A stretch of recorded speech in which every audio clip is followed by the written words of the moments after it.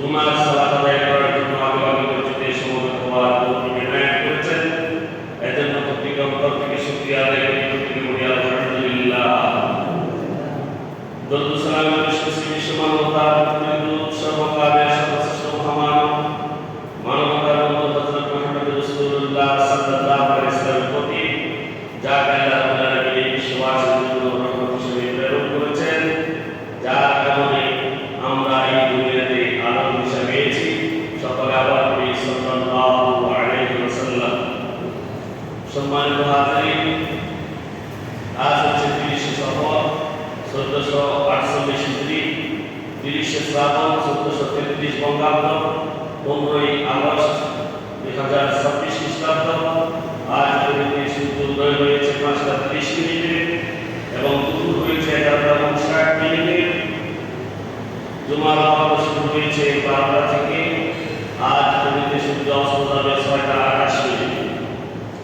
সম্মানিত হাজিরিন, আমাদের ধারাবাহিক আলোচনা আমরা গত জুমায় আলোচনা করেছি পর্দা বিষয়ে। আজ আমরা অবশিষ্ট অংশ বলার চেষ্টা করব ইনশাআল্লাহ। আল্লাহ রাব্বুল আলামিন আমাদেরকে বলার এবং শোনার তৌফিক এনায়েত করুন বলে আমিন। সম্মানিত হাজিরিন, পর্দা হচ্ছে নারীর ভূষণ, আর এই পর্দার মাধ্যমে নারী জান্নাতে যাবে। পর্দাই তার জান্নাতে যাওয়ার পক্ষে অথবা বিপক্ষে। আমরা পুরুষের পর্দার বিষয়ে বলেছি, পুরুষের পর্দা আগে, তারপরে নারীর পর্দার বিষয়ে আল্লাহ তাআলা বলেছেন। আবার আমরা গত সময় বলেছি যে চোখের মাধ্যমে গুনাহ প্রবেশ করে, চোখটাকে সংযত করতে হবে নারী পুরুষ উভয়। আবার নারীদের পর্দার ভিতরে আরেকটি আছে তাদের কণ্ঠস্বর, তাদের গলার আওয়াজ। যদিও তাদের কণ্ঠস্বর পর্দার আওতায় নয়, তবু পুরুষের সাথে কথা বলার সময় নারীদেরকে কোমলতা পরিহার করে কথা বলা জরুরি। পুরুষের সাথে নারীরা এমন কণ্ঠস্বর ব্যবহার করবে যাতে পুরুষ তার প্রতি আকৃষ্ট না হয়। কোরআনের ভিতরে আল্লাহ রাব্বুল আলামিন সূরা আহজাবের 32 নং আয়াতে বলেছেন, ফালা তাখদা'না বিল কওলি ফায়াতমা'আল্লাযী ফি কলবিহি মারাদুন ওয়া কুলনা কাওলান মা'রুফা। পুরুষের সাথে কথা বলার সময় তোমরা নারীরা কণ্ঠস্বরকে কোমল করো না। বাসে যে সকল লোকের অন্তরে ব্যাধি আছে, রোগ আছে, সে তোমার এই কণ্ঠস্বরের কারণে তোমার প্রতি সে লালসা করে। আর তোমরা তাদের সাথে কথা বলার সময় ন্যায়সঙ্গতভাবে কথা বলো। তাহলে নারীদের কণ্ঠস্বর পুরুষের সামনে কোমল করা যাবে না। এরপরের বিষয় হলো নির্জনতা। যেখানে কেউ নেই সেই জায়গাতে নারীরা ওই জায়গাটাকে পরিহার করে, ওই জায়গায় থাকবে। যেখানে পুরুষের সাথে নির্জনতা চলে আসবে সেখানে নারীরা থাকবে। পুরুষ ও নারী নির্জনে একত্রিত হওয়া শয়তানের প্রবেশের একটি বড় মাধ্যম। সেখানে তৃতীয় জন উপস্থিত হয়, সেটা হলো শয়তান। সেটা কি? শয়তান, যে কুমন্ত্রণা যোগাতে থাকে।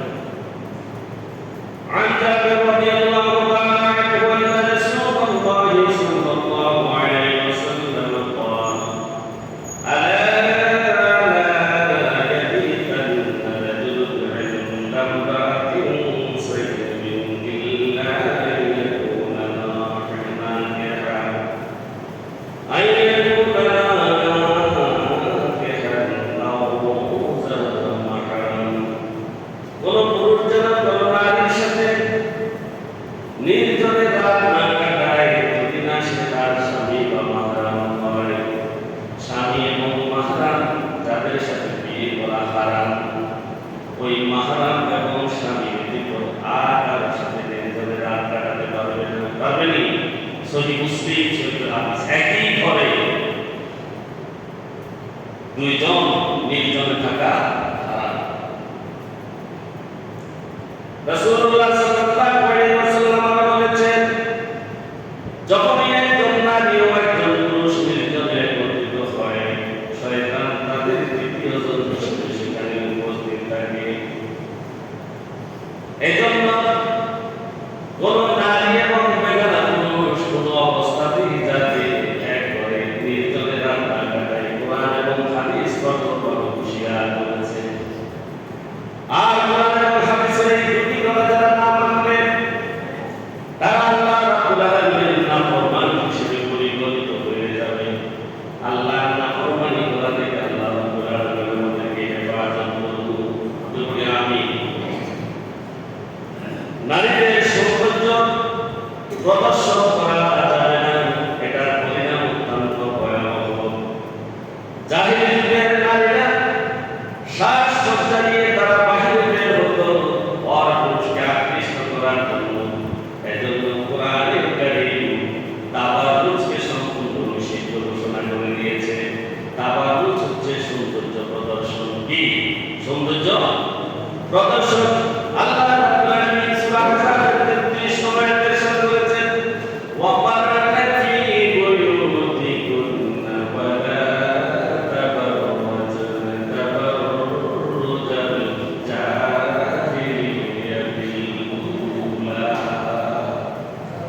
আল্লাহ রাব্বুল আলামিন বলেছেন, ওয়াকারনা ফী বুয়ুতিকুন্না, তোমরা তোমাদের নিজ গৃহে অবস্থান করো, ওয়া লা তাবাররাজনা তাবাররুজাল জাহিলিয়াতিল উলা, প্রাচীন জাহিলি যুগের মতো তোমরা তোমাদের নিজেদের সৌন্দর্যকে বাহিরে প্রকাশ করে তোমরা বেরিও না।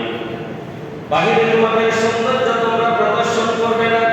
এটি ছিল জাহিলি যুগে, এটি সম্পূর্ণ নিষেধ করা হয়েছে। এরপরে বলা হচ্ছে আমাদের সমাজে এটার ব্যতিক্রম। এটা কি ব্যতিক্রম? হচ্ছে আমাদের সমাজে নারী পুরুষের কর্তব্য করা, মেলামেশা করা, যেন এটা তাদের মগজে ঢুকে গেছে যে মানুষের উন্নতির অন্তরায় হচ্ছে। অনেকে মনে করে পর্দা উন্নতির অন্তরায়, পর্দা করলে নারীরা পিছিয়ে পড়বে। এটি একটি সম্পূর্ণ ভুল এবং ভ্রান্ত ধারণা। এটা কখনো সত্য ধারণা হইতে পারে না। এজন্য নারীরা সমস্ত কাজ করবে, অসুবিধা নেই। অফিস আদালতে যেতে পারবে, চাকরি বাকরি সব করতে পারবে, তবে তাকে পর্দার ভিতরে থেকে করতে হবে। এমন ভাবে পর্দা করবে যেই পর্দা করার কারণে তার কোনো অঙ্গ যাতে প্রদর্শিত না হয়। মিলে যারা মোটা কাপড় এগুলো পরেই সে পর্দা করে সব কাজ করতে পারবে। পারবে কিনা? পর্দার কথা বলা হয়েছে, চাকরি বাকরি করতে পারবে না এই কথা বলা হয়নি। তাই সে সব কিছু করতে পারবে, তবে পর্দার ভিতরে থেকে। কিসের মধ্যে? পর্দার ভিতরে থেকে করতে পারবে। উম্মুল মুমিনিন হযরত আয়েশা সিদ্দিকা রাদিয়াল্লাহু তাআলা আনহা পর্দা বজায় রেখে তৎকালীন আরব সমাজের যুগের শ্রেষ্ঠ নারী বিশেষজ্ঞ এবং শিক্ষিকা ছিলেন। ঠিক কিনা? হযরত কি আয়েশা রাদিয়াল্লাহু তাআলা আনহা নারী সমাজের জন্য একটি কি আদর্শ, একটি আদর্শ। তারা পর্দা করে শ্রেষ্ঠ নারী রূপান্তরিত হয়েছে। যুক্তি হচ্ছে পর্দার নারীর কাছে বাধা নয়, বরং কাজের পরিবেশ এবং সেখানে পরিবেশের এবং তার নিরাপত্তা নিশ্চিত করে। যখন একজন নারী পর্দার সাথে বাহিরে বের হয়, তখন তার মেধাও কাজ মোতায়েন হয়। তার শরীর নয়, তার শরীর বা দেহ মোতায়েন হয় না, তার মোতায়েন হয় মেধা এবং তার কাজ কি সেটাই মোতায়েন হয়। এজন্য নারীরা বেপর্দাভাবে বাহির হলে তার শরীর দ্বারা তাকে মূল্যায়ন করা হবে না, হবে না।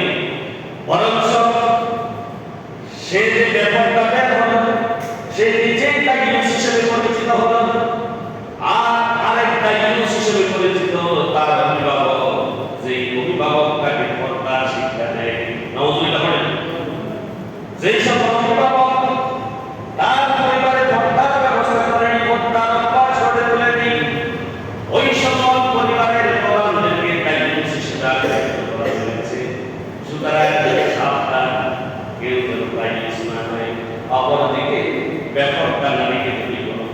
বারবার দেখে, সেও দায়ুস, তিন প্রকার দায়ুস সেখানে একত্রিত হয়ে গেছে।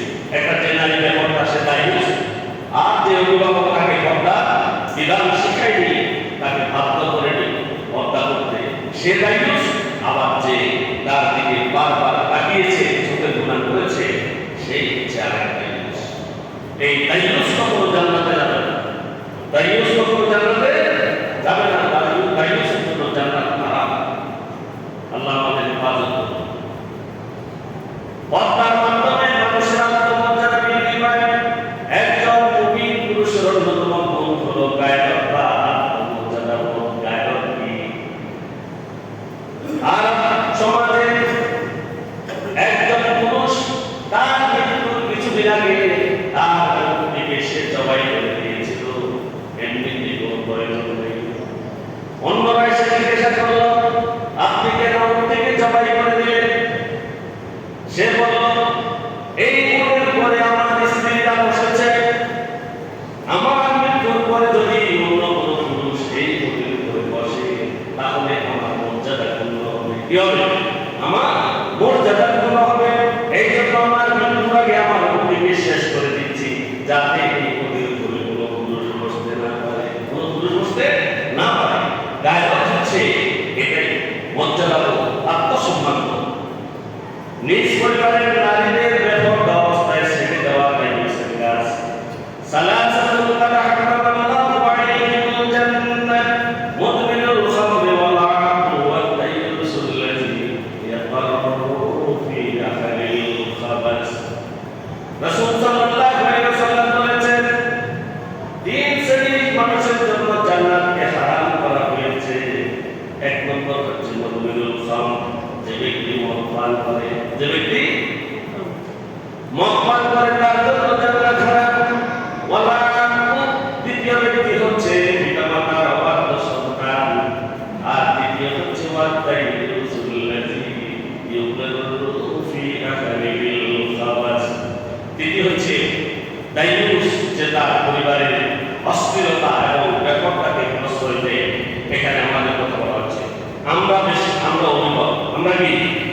অভিভাবক, আমাদের ছেলে মেয়ে আছে, এদেরকে যদি পর্দার বিষয়ে যদি আমরা সতর্ক না করি, তাদেরকে যদি অস্থিরতা এবং ব্যাপারটায় প্রশ্রয় দিয়ে থাকি, আমাদেরকে দায়ুস ঘোষণা করা হয়েছে।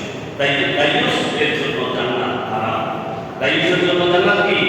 হারাম। এখন বলেন, আমাদের প্রয়োজন আছে কি? আমাদের ছেলে মেয়ে, আমাদের আত্মীয় স্বজন প্রত্যেককে পর্দার ভিতরে নিয়ে আসা আমাদের প্রয়োজন আছে কি নাই? আছে কি না?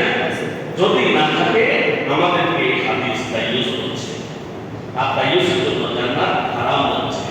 আমরা এই জিনিসটাকে কি একটা সোজাভাবে নিতে পারি? নেব? কখনোই নয়। আমাদের মেয়েদেরকে, আমাদের স্ত্রীদেরকে, আরো যারা আমাদের সাথে সংশ্লিষ্ট আছে, প্রত্যেককে আমরা পর্দার ভিতরে নিয়ে আসার চেষ্টা করবো ইনশাআল্লাহ। পারবো কিনা? চেষ্টা করবো। দায়ুসের ভয়াবহ পরিণাম, পরিবারের পুরুষ সদস্যদের দায়িত্ব হলো তাদের অধীনস্থ নারীদের পর্দার ব্যাপারে সম্পূর্ণ সচেতন থাকা। যে পুরুষ তার স্ত্রী কন্যা অধীনস্থদের ব্যাপারটা চলাফেরা বাধা দেয় না বা এতে সে লজ্জাবোধ করে না, তাকে হাদিসে দায়ুস করা হয়েছে। রাসূল সাল্লাল্লাহু আলাইহি ওয়াসাল্লাম বলেছেন,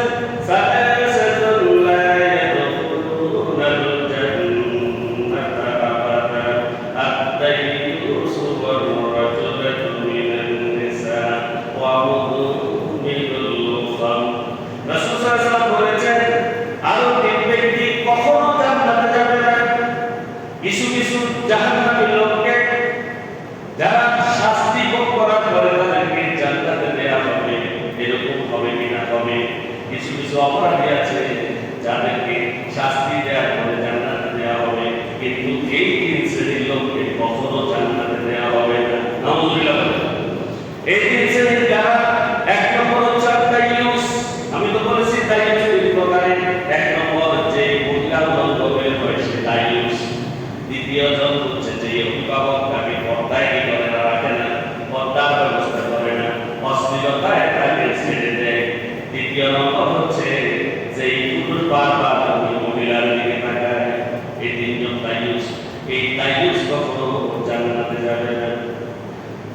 সম্মানিত বান্ধবীরা শুনুন, আপনি যখন বেপরদায় বের হন, আপনার যখন না থাকে না অথবা আপনার শরীরের সমস্ত অঙ্গগুলোর কোনো একটা অঙ্গ যেটা পর্দায় রাখা উচিত, এই পর্দা যদি পুরুষ একবার দেখে, বেপর্দা অবস্থায় যদি একবার দেখে, আপনার জন্য কাল হাসরের মাঠে একটি অজগর সাপ তৈরি হয়ে যাবে। নাউজুবিল্লাহ।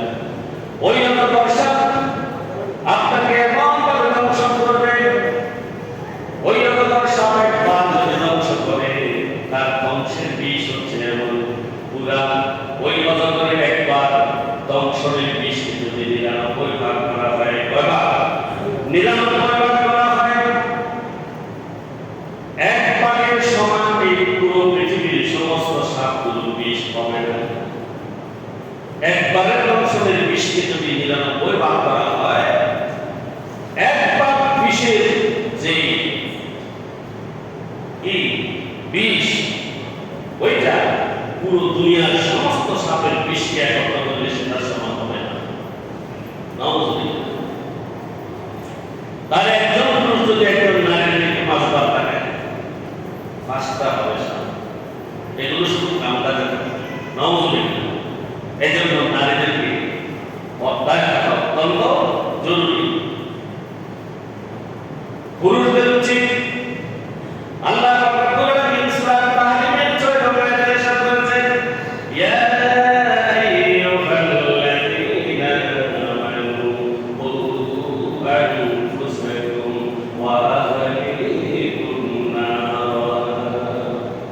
আল্লাহ রাব্বুল আলামিন যারা অভিভাবক, যে সকল অভিভাবক পুরুষ তাদের উদ্দেশ্যে বলছেন, আর যারা ইমানদার ঈমান পোষণ করে তাদেরকে উদ্দেশ্য করে বলছেন, কু আনফুসাকুম ওয়া আহলিকুম নার। তুমি নিজেই দোজখের আগুন থেকে বাঁচো, আর তোমার পরিবারের আহলে যারা আছে তাদেরকে তুমি দোজখের আগুন থেকে বাঁচাও। শুধু নিজেকে জান্নাতে যাওয়ার জন্য করে, নিজে শুধু নামাজ পড়ে রোজাকে ভালো কাজগুলো করে জান্নাতে চলে যাওয়া, এটা যদি মনে করে তারপর সেকালে হবে না। পরিবারের সদস্যদেরকে জান্নাতের উপযোগী করতে হবে, হবে কি না? এজন্য নিজের পরিবারের পর্দার ব্যবস্থা করতে হবে। আর যদি এগুলো না করেন, গাল বাইরে বাহিসারে আপনি জান্নাতি হয়ে যাবেন, আপনার হিসাব নিকাশ করা হয়েছে, আপনি জান্নাতে যাবেন। এমন সময় আপনার স্ত্রী, আপনার সন্তান যখন জান্নাতি হয়ে যাবে, তখন সে বলবে, আমার পিতা এবং আমার অভিভাবক আমাকে জান্নাতে যাওয়ার জন্য যে উপাদান দেওয়া দরকার, যেই উপদেশ দেওয়া দরকার সেটি দেয়নি, সেটি দেয়নি। সুতরাং আমাকে জাহান্নামে যাওয়ার আগে আমার যে পিতা, আমার যে অভিভাবক ওই জান্নাতে যাওয়ার জন্য উদ্গ্রীব হয়ে আছে, আগে তাকে জাহান্নামে ফেলাও, তারপর আমি জাহান্নামে পড়বো। নাউজুবিল্লাহ। কাল হাসরের মাঠে আপনার স্ত্রী, আপনার কন্যা সন্তান, আপনার পুত্র সন্তান, আপনার বিরস্ত যারা আছে তারা আপনার বিরুদ্ধে দাঁড়াবে যদি আপনি এই দুনিয়াতে তাদের ব্যবস্থা না করেন। আপনি তো মনে করছেন শুধু ইবাদত করে জান্নাতে চলে যাবেন, এটা সোজা নয়। পরিবার ঠিক করতে হবে। সম্মানিত আমাদের বর্তমান সমাজে কর্মক্ষেত্র বা সামাজিক অনুষ্ঠানে গাইডে মাহারাম নারী পুরুষের হ্যান্ডশেক করাকে এই সমাজে যে একটি আভিজাত্য মনে করা হয়, ঠিক না? আভিজাত্য মনে করা হয়, হ্যান্ডশেক করে নারী পুরুষ কত রকমের আহা উহা এগুলো করে না। আপনার গায়ের অনুষ্ঠান কোথা থেকেও ছেলে বন্ধুরা চলে আসে, আর সেখানে মেয়েরা ডান্স করে, তারা পোশাক করে, নৃত্য করে, তারা হ্যান্ডশেক করে একে অপরের সাথে। এটা সম্পূর্ণ হারাম। সম্পূর্ণ কি হারাম? অথচ রাসূলুল্লাহ সাল্লাল্লাহু আলাইহি ওয়াসাল্লাম এই কঠোরভাবে নিষেধ করেছেন। রাসূল সাল্লাল্লাহু আলাইহি ওয়াসাল্লাম বলেছেন, লা ইউকআদ ফি রাসি রাজুলিন বিফিয়াতিন মিন হাদিদিন ফাই লাহু মিন আন ইয়ামাসসাহু বা'দাহু ওয়া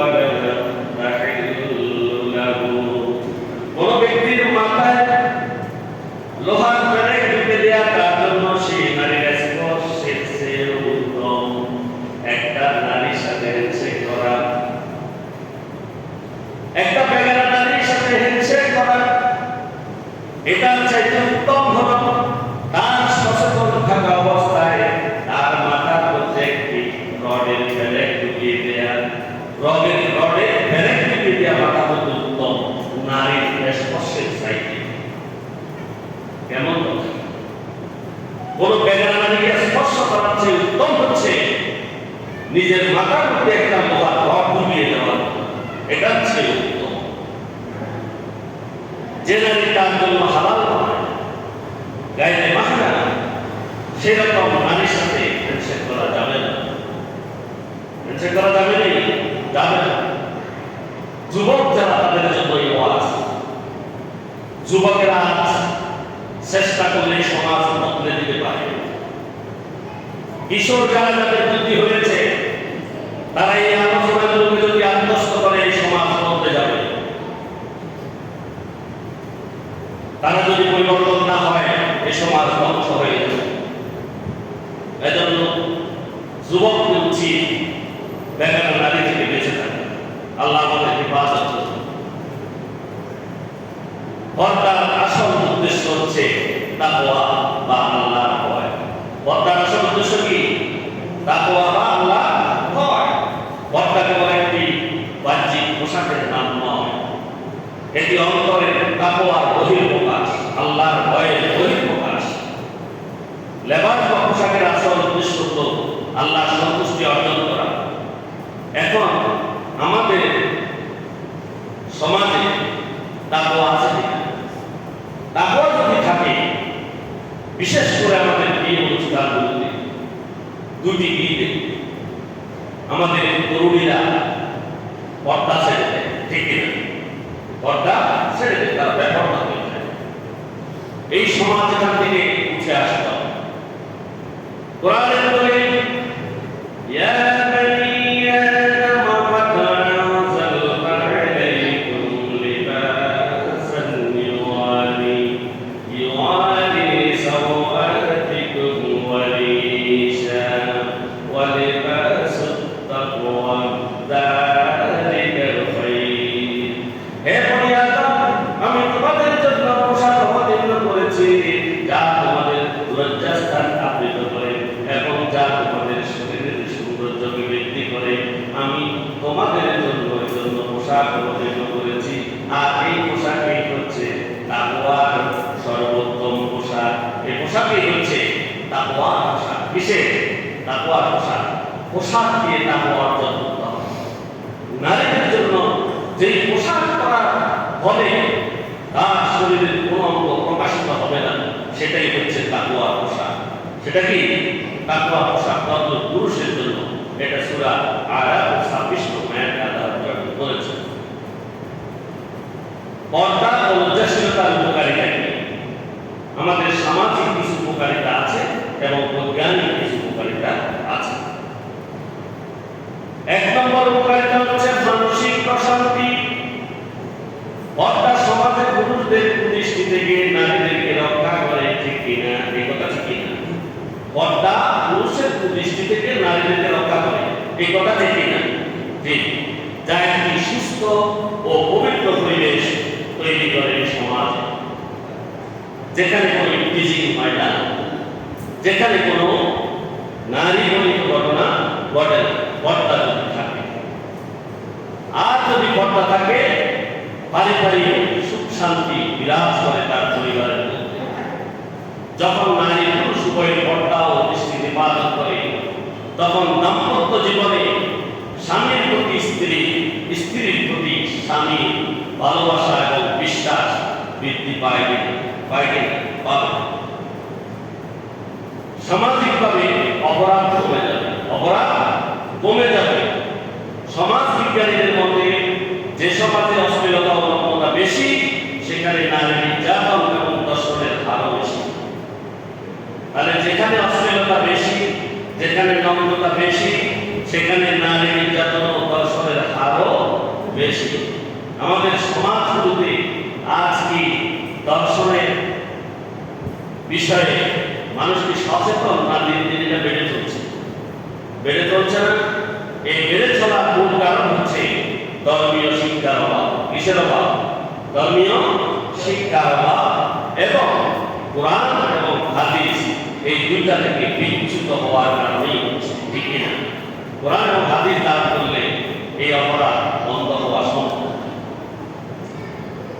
মুসলিম বন্ধের প্রতি নসিহা, মুসলিম বন্ধের মনে করিয়ে দেওয়া উচিত যে তারা হযরত ফাতিমা রাদিয়াল্লাহু তাআলা আনহা এবং উম্মুল মুমিনিনদের অনুসারী, তারা হযরত আয়েশা সিদ্দিকা রাদিয়াল্লাহু তাআলা আনহা, খাদিজা রাদিয়াল্লাহু তাআলা আনহা, রাসূল সাল্লাল্লাহু আলাইহি ওয়াসাল্লামের কন্যা ফাতিমা রাদিয়াল্লাহু তাআলা আনহা, এই মহিলাদের উত্তরসূরি, এই উত্তরসূরি এদেরকে মেনে চলবে, অনুসারী হবে। আমাদের যে পশ্চিমা যে সংস্কৃতিগুলো রয়েছে, এই সকল বিজাতীয় সংস্কৃতি যা টেলিভিশনের পর্দায় বিভিন্ন চ্যানেলে পরিবর্তিত হয়, এগুলো আমাদের সমাজকে ধ্বংস করে, পাশাপাশি আমাদের পরকালকেও ধ্বংস করে। কি করে? পরকালকেও ধ্বংস করে, আমাদের এই দুনিয়ার আত্মমর্যাদাকেও ধ্বংস করে। যদি পর্দা থাকে, আমরা যদি এই মহিষী নারীদেরকে যদি আমরা অনুসরণ করি, অনুকরণ করি, তাহলে আমাদের মুসলিম হিসেবে এই দুনিয়াতেও আমাদের মর্যাদা বাড়বে, পরকালেও আমরা মর্যাদাশীল হব ইনশাআল্লাহ। আল্লাহ আমাদেরকে তৌফিক দান করুন। রাসূল সাল্লাল্লাহু আলাইহি ওয়াসাল্লাম বলেছেন, যে ব্যক্তি অন্য কোনো জাতির সাথে সাদৃশ্য অবলম্বন করবে, যে ব্যক্তি বিজাতীয় সংস্কৃতি ধারণ করবে, তাদেরই সে অন্তর্ভুক্ত হয়ে যাবে এবং তাদের সাথে তাদের হাসর হবে। নাউযুবিল্লাহ। আমরা যদি কোনো নারী বেপরদা চলে, তার এই বেপরদাটা যদি এই যে আমেরিকা বা বিভিন্ন যে সকল রাষ্ট্রে পর্দা করা হয় না, তাদের সাথে যদি মিলে যায়, যার সাথে যেখানে মিলে সেখানে তার সাথে তার হাসর হবে। হবে কি না? হবে। এখন আমাদের কি করা উচিত? আমাদের উচিত হবে যে পর্দা করা এবং আমাদের যে মহিলাগুলো রাসূল সাল্লাল্লাহু আলাইহি ওয়াসাল্লামের স্ত্রী এবং রাসূল সাল্লাল্লাহু আলাইহি ওয়াসাল্লামের কন্যারা যেভাবে চলেছেন, তাদেরকে অনুসরণ করে চলা উচিত। বেপর্দা কিছু ভয়াবহ ক্ষতি সম্পর্কে আলোচনা করছি। কেউ যদি পর্দা না করে, সে ব্যক্তি মহান আল্লাহ তাআলার অবাধ্য। যে পর্দা করে না, যে পুরুষ এবং যে নারী, যে পর্দা করবে না, সে কার অবাধ্য? আল্লাহর অবাধ্য। কার অবাধ্য? আল্লাহর অবাধ্য। পর্দা করা নির্দেশ, এটি আল্লাহর বিধান, এটি আল্লাহ বিধান। ইচ্ছাকৃতভাবে কেউ যদি এই পর্দাকে অমান্য করে, সে ব্যক্তি আল্লাহ তাআলা নাফরমানি করল, আর আল্লাহর নাফরমানদের জায়গা হবে জাহান্নামে। কোথায়? জাহান্নামে। এই পর্দা পুরুষেরও আছে, নারীদেরও আছে। দ্বিতীয় নম্বর হচ্ছে বেপর্দা অশ্লীলতার প্রসার লাভ করে। আমাদের সমাজে অশ্লীলতার মূল কারণ হচ্ছে বেপর্দা। অশ্লীলতার মূল কারণ কি? বেপর্দা। এভাবে আমি আরেকটা কথা বলি। রাসূল সাল্লাল্লাহু আলাইহি ওয়াসাল্লাম মৃত্যুর আগে একটি কথা বলেছেন যে আমার মৃত্যুর পরে শুধুমাত্র একটি বিষয় আমি বেশি ভয় করছি, একটি বিষয় আমি বেশি ভয় করছি। সেই ভয়টা হলো পুরুষের জন্য নারীদের কাছ থেকে বেঁচে থাকার বিষয়। নারীদেরকে পুরুষের বিষয়ে ব্যাপারে আমার মৃত্যুর ভয়, এটাকে আমি বেশি ভয় করছি। এটাকে আমি কি বেশি ভয় করছি? এটা রাসূল সাল্লাল্লাহু আলাইহি ওয়াসাল্লামের কথা। এই কথা রাসূল বলে গিয়েছেন। এই ব্যাপারটার কারণে অশ্লীলতা প্রসারতা লাভ করে। ব্যাপারটা পরিবেশে অশ্লীলতা এবং যৌন উত্তেজনা বৃদ্ধি পায়, এবং ব্যাপারটার কারণে বেশিরভাগ যৌনতা অশ্লীলতার প্রসার লাভ করে। ঠিক সমাজে এটাই বেশি। আমি গত জুমায় বলার চেষ্টা করেছি, একজন পদ্মাশীল নারী সে যদি দিলে দ্বারা একটা বোরকা পরে গাড়িতে উঠে, তাকে খালাম্মা বলে সম্মান করে একটা আসনে বসিয়ে দেয়। আর যখন একটা ব্যাপারটা নারী সালোয়ার কামিজ পরে যার পোশাক, যার অবয়ব ঠিক নেই, সাজসজ্জা করে সে গিয়েছে, তাকে আপা বলে সম্বোধন করে, ঠিক না? এই জন্য নারীদের উচিত সবসময় নিজেকে খুলে রাখা, নিজেকে পর্দার ভিতরে রাখা। আর যদি এটা ছেড়ে দেয় তাহলে অশ্লীলতা বৃদ্ধি পাবে সমাজ। আর ব্যাপারটা দ্বিতীয় নম্বর যেটা, ব্যাপারটা হারাম দৃষ্টির সৃষ্টি করে, হারাম দৃষ্টির সৃষ্টি করে। ব্যাপারটা পুরুষের জন্য পরীক্ষার কারণ হতে পারে। ব্যাপারটা নারীরা যত বেশি ব্যাপারটা হয়ে যাবে তত বেশি পুরুষের জন্য পরীক্ষা। পুরুষ কিভাবে নিজেকে বাঁচিয়ে রাখবে এই ব্যাপারটা থেকে? যে যত বেশি নিজেকে বাঁচিয়ে রাখবে সে তত বেশি পুরুষ এবং আল্লাহ তাআলার নিকটবর্তী।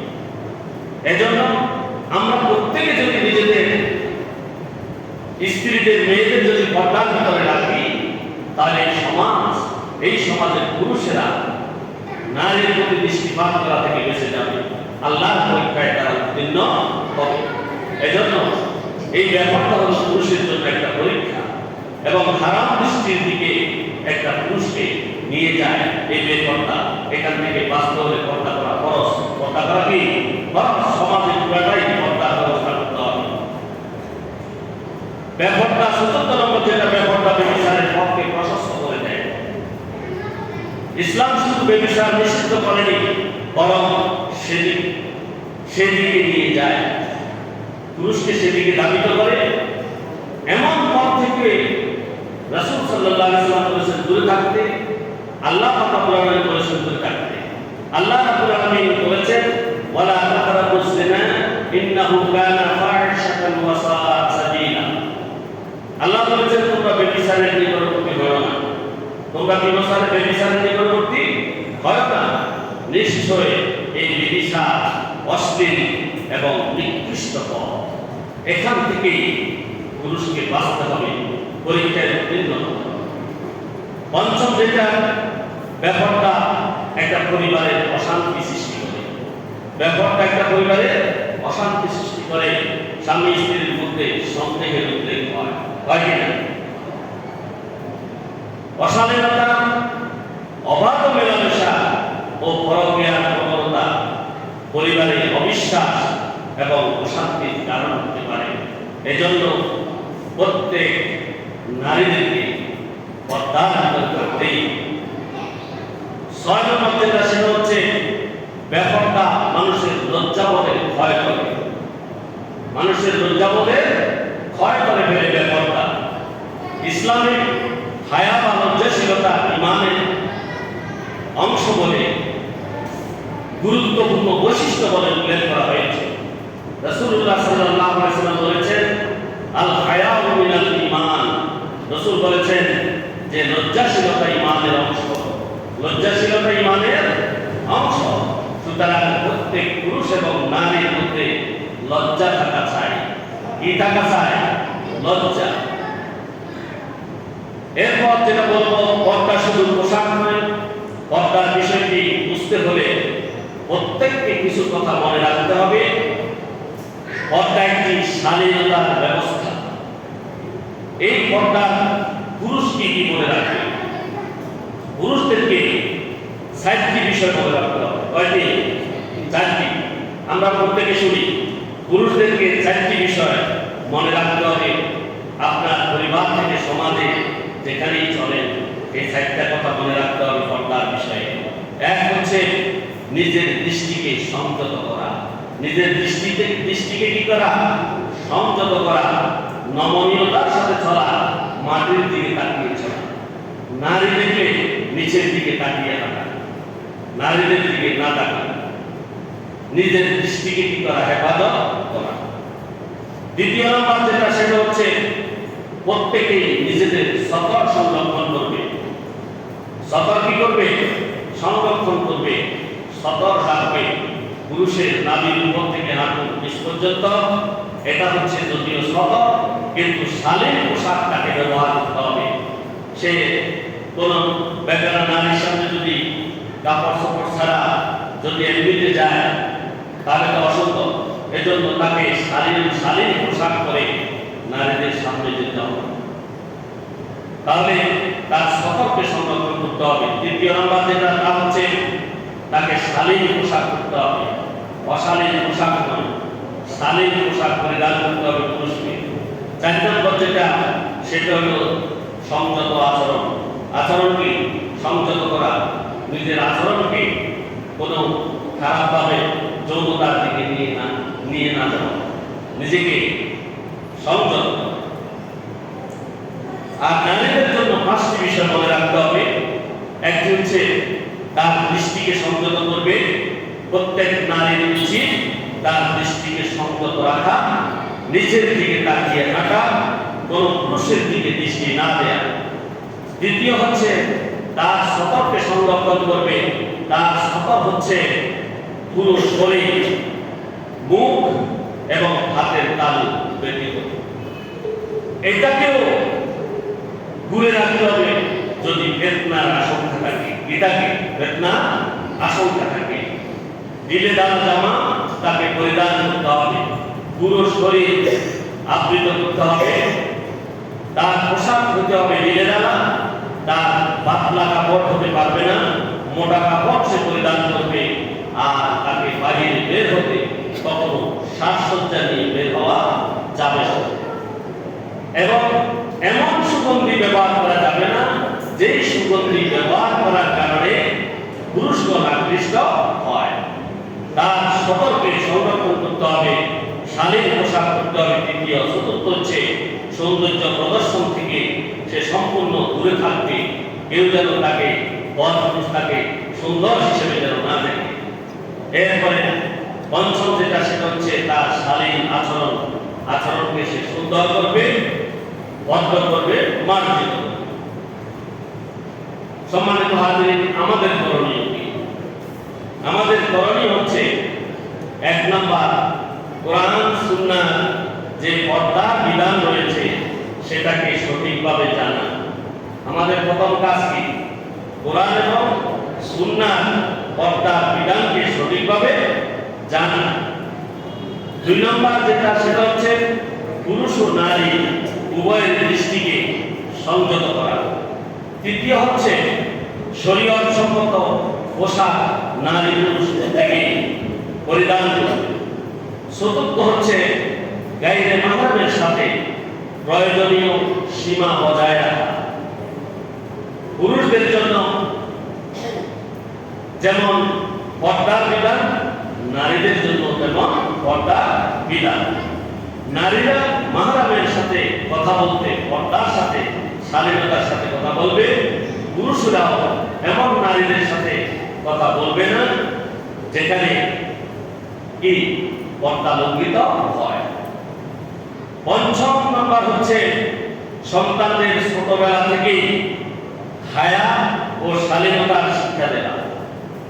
আমাদের সন্তান যারা তাদেরকে শালীনতার শিক্ষা দেয়া, পর্দার শিক্ষা দেয়া, হায়া কি জিনিস এটা তাদেরকে বোঝানো, শরম আর কি শরম বোঝানো তাদেরকে শালীনতার শিক্ষা দেয়া, পর্দার বিধান মানার বিষয়ে তাদেরকে উদ্বুদ্ধ করা। 6 নাম্বার যেটা সেটা হচ্ছে সামাজিক যোগাযোগ মাধ্যমে আমরা ছবি আপলোড করে নারী পুরুষ সমানে দেখা যায় ঘুরলে, ঠিক না? এটা থেকে বিরত থাকতে হবে। ছবি আপলোড করা যাবে না, ভিডিও আপলোড করা যাবে না মহিলাদের। ও সৌন্দর্য প্রদর্শনের ক্ষেত্রে প্রত্যেক নারী পুরুষকে সতর্ক থাকতে হবে। 7 নম্বর যেটা সেটা হচ্ছে অন্যকে অপমান না করে হিকমত এবং কোমলতার সঙ্গে পর্দার গুরুত্ব বোঝানো। পর্দার যদি গুরুত্ব আমাদের কাছে না থাকে, আমরা যদি পর্দার গুরুত্ব না বুঝি, তাহলে আমাদের জন্য ধ্বংস অনিবার্য।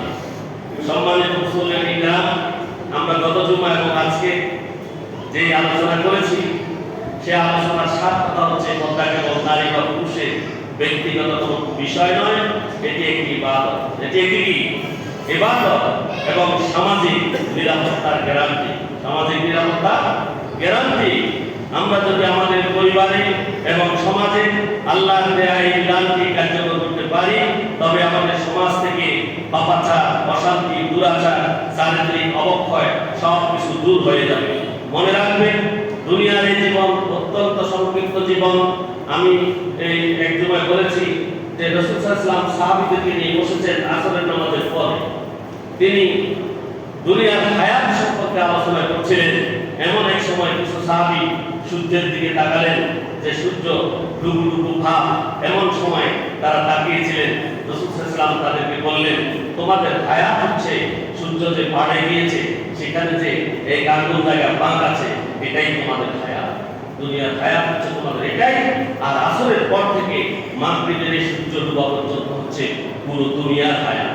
পুরো দুনিয়ার হায়াত। এই সংক্ষিপ্ত হায়াতে তোমরা পর্দার বিধান লঙ্ঘন করো না। আমাদেরকে পর্দার বিধান লঙ্ঘন করতে নিষেধ করা হয়েছে। আজ আমরা যে নগ্নতা এবং বেপরদা চলাফেরা, আধুনিকতার নামে, স্বাধীনতার নামে যে সকল বিষয় আমরা আমাদের ভাবছি, কাল কিয়ামতের দিন কঠিন ময়দানে মাহশরে এর প্রতিটি মুহূর্তের জন্য আমাদেরকে মহান আল্লাহর কাছে জবাবদিহি করতে হবে। রাসূলুল্লাহ সাল্লাল্লাহু আলাইহি ওয়াসাল্লাম এর সেই সতর্কবাণী আমাদের ভুলে গেলে চলবে না। লজ্জাশীলতা হারানো মানে ইমানের অস্তিত্ব সংকটে পড়ে যাওয়া। ইমানের অস্তিত্ব সংকটে পড়ে যাওয়া। আসুন আজ এই জুমার দিনে আমরা প্রত্যেকে সংকল্প করি, আমরা নিজেরা নিজেদের দৃষ্টিকে সংযত রাখবো। আমাদের অধীনস্থ মা বোন, স্ত্রী ও কন্যাদের মহব্বতের সাথে পর্দার গুরুত্ব বুঝিয়ে বলবো। আমাদের ঘরগুলোকে অশ্লীলতা এবং বেহায়াপনা মুক্ত একটি আদর্শ ইসলামী ঘর হিসেবে গড়ে তোলার চেষ্টা করব। পর্দা মানে পিছিয়ে পড়া নয়, পর্দা মানে আল্লাহর কাছে নিজেকে আল্লাহর প্রিয় বান্দা হিসেবে উপস্থাপন করে তোলা। আল্লাহ আমাদের সেই তৌফিক দান করুন। ওয়া আখিরু দাওয়ানা আলহামদুলিল্লাহি রাব্বিল আলামিন। আসসালামু আলাইকুম ওয়া রাহমাতুল্লাহি ওয়া বারাকাতুহু।